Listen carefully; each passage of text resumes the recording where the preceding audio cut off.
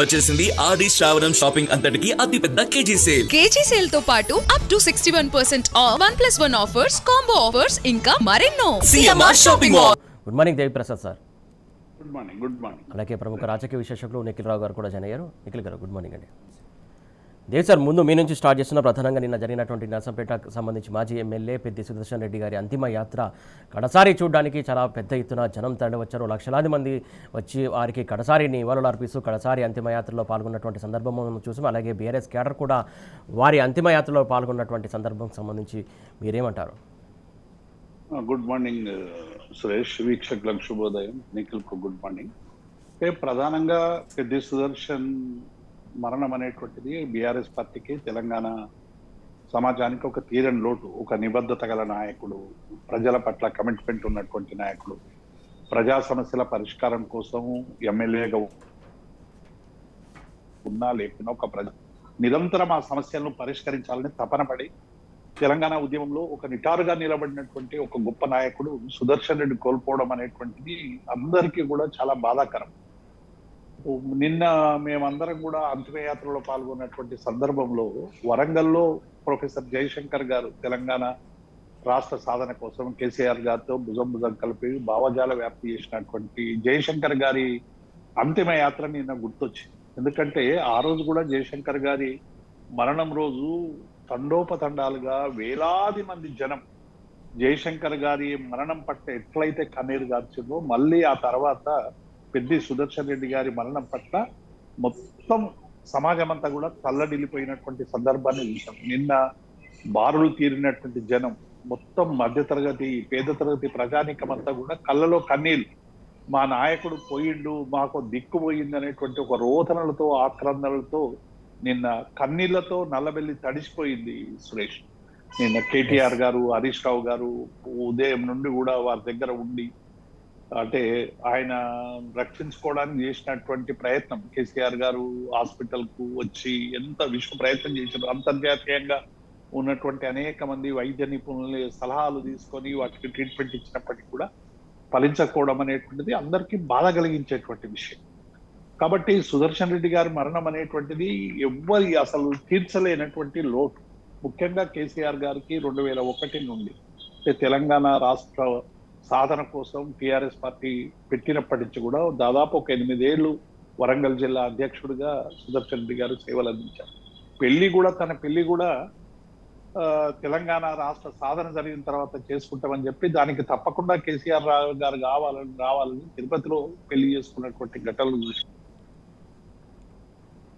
అట్లాగే అనేక ఉద్యమాలకి పెద్ది సుదర్శన్ రెడ్డి వేదికగా నిలిచినటువంటి సందర్భం మనకు తెలుసు. ఎందుకంటే మానుకోట ఆ రోజు సమైక్యవాద నాయకులు ఆ రోజు మహబూబాబాద్ మానుకోటలో అడుగుపెట్టి ఆ రోజు పెద్ద ఎత్తున తెలంగాణ ఉద్యమాన్ని వ్యతిరేకిస్తున్నటువంటి సందర్భంలో ఆ మానుకోట సంబంధించినటువంటి ఒక వీరోచితమైనటువంటి పోరాటానికి ముందు వరుసలో నిలబడినటువంటి వాడు పెద్ది సుదర్శన్.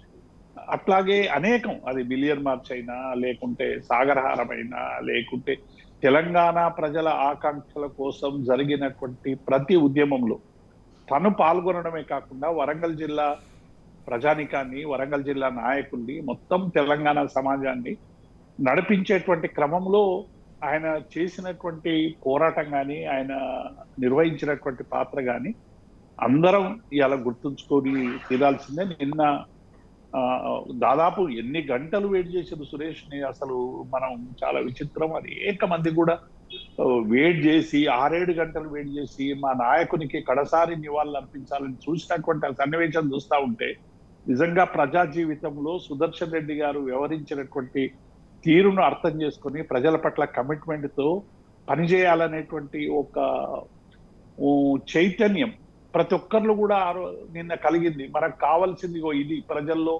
సరైనటువంటి స్థానం కలగాలి, ప్రజలతో కలిసిమెలిసి ఉండాలి, ప్రజా జీవితంలో నిత్యం ప్రజల కోసం పనిచేయాలి. అట్లాగే పార్టీ కోసం కూడా బీఆర్ఎస్ పార్టీ ఆనాడు టిఆర్ఎస్ పార్టీ ఆవిర్భావం తర్వాత టిఆర్ఎస్ పార్టీగా బీఆర్ఎస్ పార్టీగా బలోపేతం కోసం కేసీఆర్ గారి చేతిలో మలిచినటువంటి ఒక అద్భుతమైనటువంటి సైనికుడు సుదర్శన్ రెడ్డి గారు. ఎందుకంటే కేసీఆర్ గారు ఏ పనేప చెప్పిన వరంగల్ జిల్లాకు సంబంధించి అవి సభలైనా, లేకుంటే ఉద్యమ సంబంధించినటువంటి పోరాటాలైనా,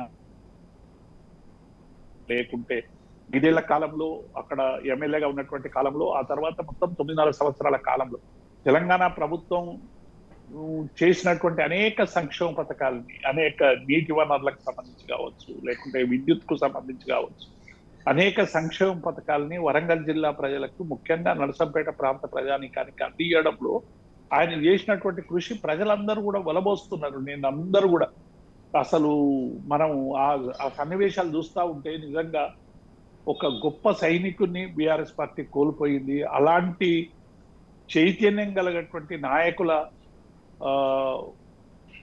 వల్ల జిల్లాలో జరిగినటువంటి అభివృద్ధి సంక్షేమాన్ని ఇలా ప్రజలందరూ కూడా గుర్తుంచుకోవడం అనేటువంటిది నిజంగా ఒక మరపురాని ఘట్టం. ఆయన జీవితానికి సంబంధించి అనేకం ఉన్నాయి. ఎమ్మెల్యేలు చాలా మంది కూడా పెద్ద సుదర్శన్ రెడ్డి లాగా మనం కూడా గ్రామీణ ప్రాంతాల్లో ఉన్నటువంటి ప్రజల కోసం, ప్రజా సమస్యల కోసం పనిచేయాలి, పార్టీ కోసం నిబద్ధత పనిచేయాలి. 2001లో ఆయన టీఆర్ఎస్ పార్టీలో ఆ రోజు చేరిందంటే ఇప్పటి వరకు పార్టీని అంటుపెట్టుకున్నాడు. అనేక సంక్షోభ సమయాల్లో కూడా పార్టీని బలోపేతం చేయడానికి ఆయన చేసినటువంటి సేవ, ఇదంతా కూడా ఆయన జీవితం అంతా కూడా ఇవాళ తెలంగాణ సమాజానికి ఆదర్శనం, బీఆర్ఎస్ పార్టీ నాయకులకు ఆదర్శనం.